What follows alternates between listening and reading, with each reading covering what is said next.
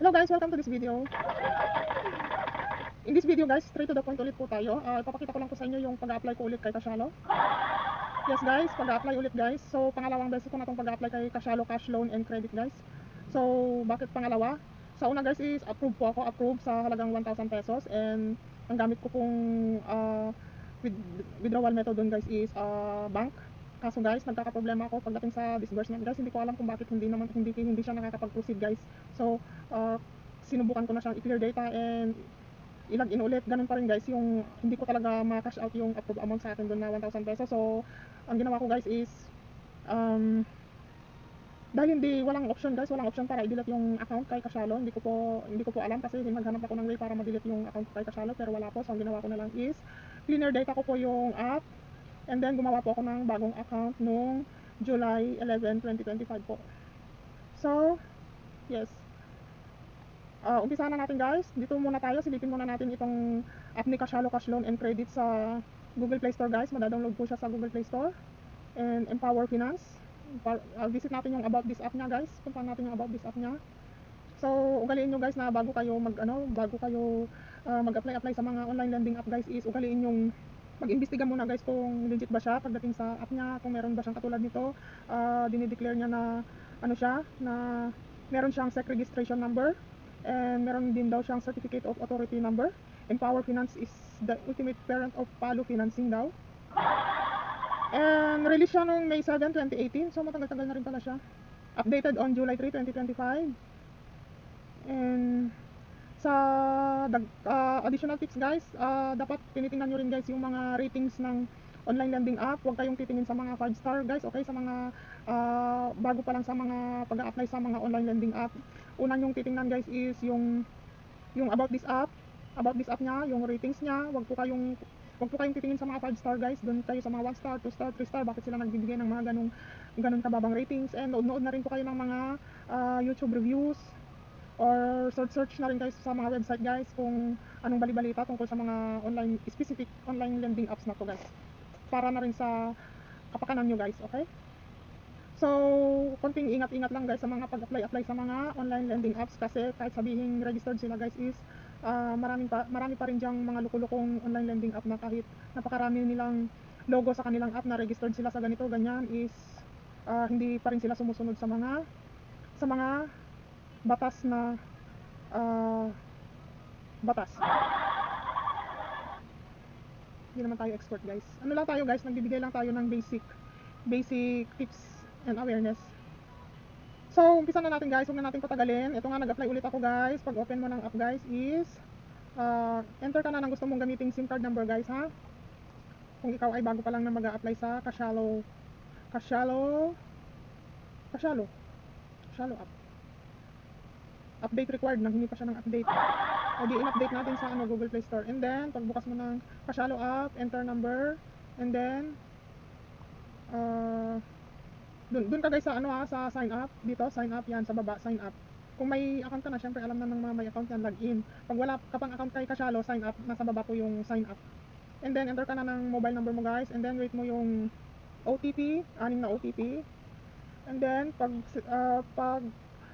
submit mo ng 6 na OTP, enter ka ng email address na gusto mong gamitin guys. Muli guys, quick tips, huwag nyo pong gagamitin yung email address na ginagamit nyo sa mga e-wallets or digital banks nyo guys, okay? Kailangan meron kayong separate na email address na ginagamit sa mga online lending app para safe po kayo. And then gawa na kayo ng password. So confirm nyo yung password nyo. Dito guys is, ang gusto nyang password guys is at least isang capital letter, and then small letters, and then isang special character. Kasi ang ginamit ko guys is isang capital letter, tapos small letter, and then period, and then numbers. Yun ang tinatanggap niyang password guys. So si Kashalo is medyo okay siya pagdating sa password guys. And then ang dami niyang pinapa-accept guys. Accept mo tong terms and conditions. Syempre sobrang haba niyan guys. Kung babasahin mo pa yan, accept ka na lang ng accept. Pero pag may time guys, balikan natin at basa-basahin din natin kahit pahapyaw lang, para hindi tayo nagugulat guys kung bigla na lang may mga bigla ang pangyayari na nagugulat na lang tayo, okay? So pag may time tayo guys, balikan natin yung terms and basahin natin kahit pahapyaw lang. Pero kung mas advisable naman guys na bago mo pasukin yan is basa-basahin mo na konti. So accept mo marketing consent, yan, accept or decline. Then verify mo yung email.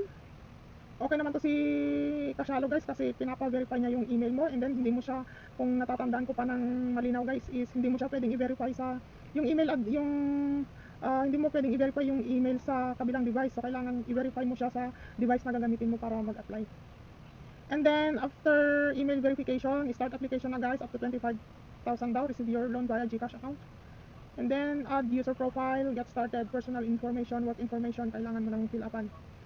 So dito ka mag-uumpisa sa personal information.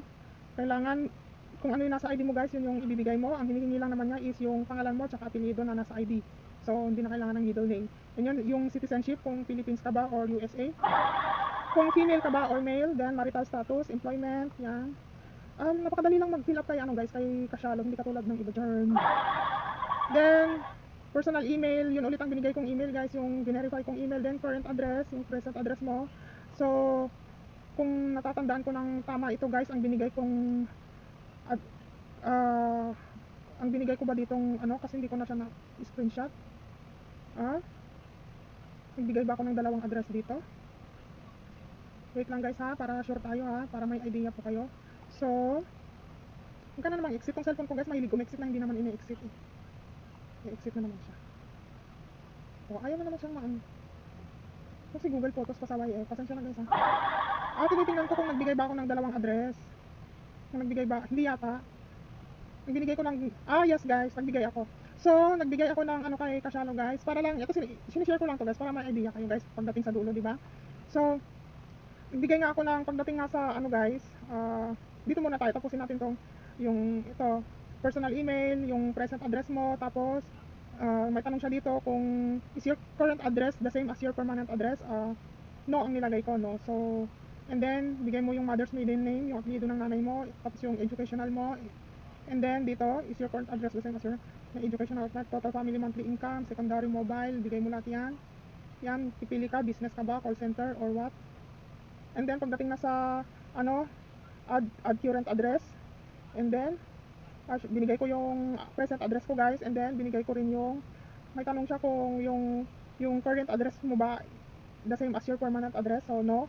So, binigay ko yung address na nasa ID ko guys, as permanent address. Kasi, yes, kung kasi si Kasyalo, dahil maganda-ganda naman yata itong si Kasyalo, so nag-decide akong magbigay ng dalawang address, yung nasa ID ko tsaka yung present address, kasi magkaiba sila ng address guys eh. So, pero kung yung mga hindi ko pa masyadong kilalang app, ang ibibigay ko lang na address guys is yung nasa ID ko, hindi ko na ibibigay yung present address ko. So, na-approve naman ako guys sa ganung ano, sa ganung gawain ko.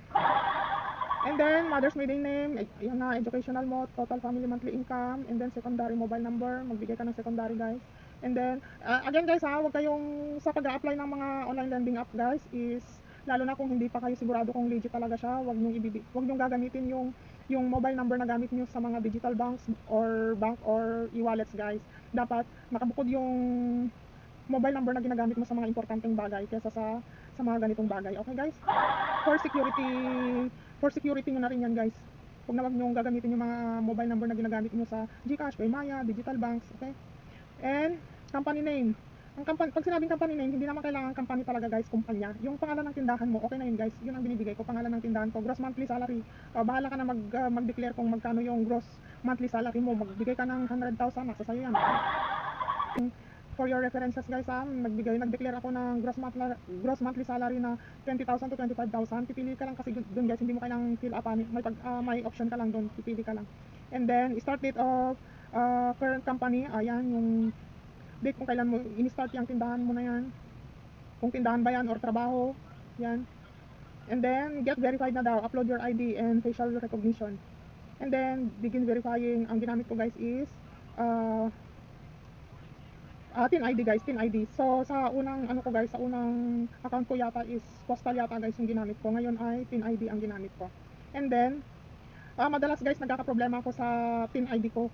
TIN ID ko kasi bata pa ako dun eh. Sa TIN ID ko kasi guys, bata pa ako dun. Yung picture ko dun is bata pa. Minsan nagkakaproblema ako dun kasi parang nare-reject ako dahil parang hindi ko kamukha yung nasa ID. So dito nagulat naman ako guys is na ano naman ako ni Kasyalo dito, na approve niya ako.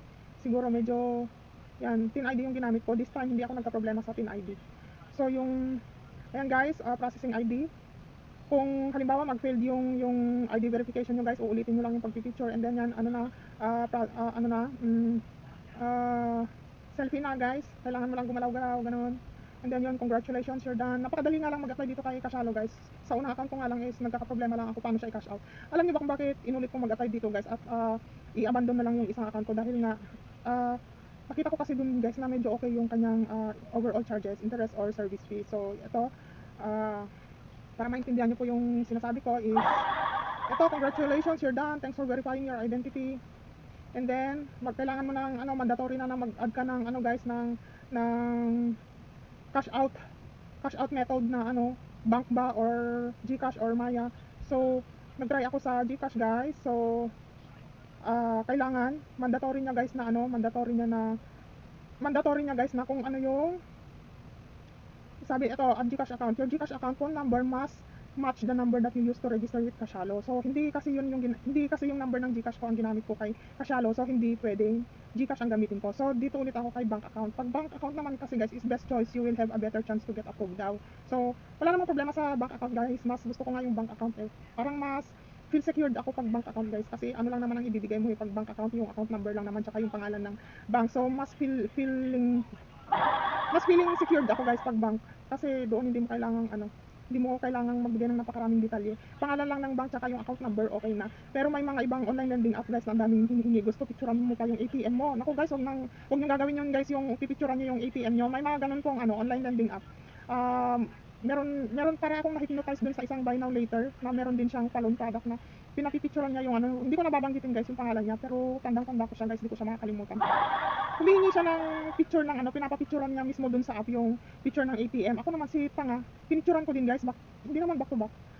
Front lang naman ng ATM kasi sa back guys may dun, 'di ba? May dun security code sa likod, so hindi pwedeng So wag na wag guys, ay hindi ko na talaga uulitin yun guys. Parang na-hypnotize lang ako nung time na yun guys na pumayag akong picturean yung aking ATM. So ang ano mo na lang dun guys, pagka ganun, siguraduhin mo na lang na yung ATM mo is laging nakalock. So hindi naman ako kinakabahan dun guys kasi yung ATM ko naman na yun is hindi ko naman siya ginagamit online. So lagi lang siya nakalock. Nakalock siya sa local and overseas transaction. So hindi naman ako kabado doon. So okay lang naman na naibigay ko yung picture ng ATM ko kasi lagi lang naman siya nakalock. So hindi rin nila hindi rin nila mai-scam yun. So nasa na ba tayo at na-exit na naman guys yung nandun na nga tayo guys sa 'di ba? Finish na. So nandito na tayo sa mga sa bank. Nandito na nga tayo guys sa bank. And then pagkatapos kong ibigay yung ko guys, yung bank account ko, and then pili ka ng loan purpose mo. Other ang pinili ko guys, hindi ko na na-screenshot yung niya, pero other ang pinili ko guys, and then choose cash out option, and then pindutin mo yung guys, yung sa my bank account mo. Wag ka nang pumindot dito sa mga may plus guys. Yung inad mo na cash out option ang pipindutin mo, and then eto na siya guys. Amount 1,000, term July 24, may term na agad, di ba? Hindi pa ako meron agad siyang term. So eto na guys, approve nga ako ulit sa 1,000 guys, and then meron siyang in-applyan ko to guys January January. In-applyan ko to guys July wait guys pasensya na. July 11, and then in-applyan ko siya July 11, na-approve siya na July 11. And then ito na guys, kung gusto mo mag-proceed, apply now. Ayan nga guys, July 14 days, July 24, 14 days na. 14 days daw siya kung i-avail ko siya guys. That day, July 11, kung i-avail mo siya, meron kang 14 days term. So, ito ang interest niya guys, 94.61. So, okay ba sa inyo yun guys? Okay na rin, di ba? Hindi 50%. So, apply now. In-apply ko nga ulit kasi gusto kong makikita guys, di ba? Dahil nga yung unang account ko is hindi ko nga di ba? Hindi ko nga ma-cash out. So, syempre, gusto ko ma-cash out ngayon to. So, yan, accept ka lang ng accept dito sa mga nila guys, sa mga terms nila. Yan, ang dami na loan agreement, loan promissory note. Hindi ko na binasa tong mga to guys. And then agree to loan agreement, we just sent a 4-digit code to your cellphone number, and then enter mo yung 4-digit code, and then napakabilis lang naman guys, application submitted, and then wala pang 5 minutes guys, pumasok na sa bank account ko yung 1,000 pesos guys, buo na 1,000 pesos. And then in 14 days kailangan kong bayaran ang 1,094.61. Para sa akin okay na yun guys, okay na, kasi wala siyang hidden charges. Ibig sabihin guys, wala siyang hidden charges. Kung ano yung nakikita mo dito, yun na yung babayaran mo. Natanggap ko ng buo yung 1,000 pesos, and then in 14 days babayaran ko 1,094.61. So Meron pa siyang pa-notice dito guys na disabled permissions. We no longer require access to camera and microphone. To disable this permission, you go to device settings. Apps Kasialo to remove access. May mga pag-ganun pa sila. Pero minsan charot lang yun guys. Hindi naman. Alam nyo guys, parang marami akong nababasang comment sa mga reviews na maganda raw si Kasialo. So titingnan ko talaga guys kung maganda ba talaga si Kasialo. So itong first time na pag-avail ko ng approved amount ko na 1K guys, dito pa lang guys masasabi ko na maganda si Kasialo. Pero titingnan natin guys yung mga susunod na kabanata. So masyado nang mahaba tong video na to guys. Hanggang dito na lang guys. Hanggang dito na lang. Ayan. May mga hindi ko na i-attach tong mga screenshot na to guys. Medyo sensitive na tong mga to. Ayan na nga at receive ko talaga ng buo. May mga notification siya na successful. Na-send na yung halagang 1,000 and then humihingi rin siya ng ratings. Syempre hindi muna ako magbibigay ng ratings. Tsaka na pag nabayaran ko to guys, titingnan ko muna kung anong magiging susunod na kabanata nito kung hindi ako magbibigay ng ratings ngayon dahil ino-observe ko pa. Di ba kung hindi na ba ako makakapag-relon dahil di ako nagbigay ng ratings? Hindi na ba ulit ako ma-offeran dahil ba hindi na ako nagbigay ng ratings? Let's see guys, let's see. Update ko po kayo sa kabilang channel ko guys ha. So visit nyo lang po yung channel ko and then scroll up nyo lang po, makikita nyo po doon yung second channel ko. Doon ko po ina-upload yung mga updates ng mga online lending app na na-feature ko na po dito. So thanks for watching guys. Masyado na pong mahaba itong video na to. Thanks for watching. So thank you kung hanggang ngayon ay nandyan pa rin po kayo, nanood kayo hanggang sa dulo. Pasensya na kung may mga error po ako. May lag po sa pagsasalita ko, pasensya na po. And again guys, thanks for watching. See you on my next videos. Ingat po kayo. Konting pahabol lang guys. Please don't forget to read the video description guys. Thank you.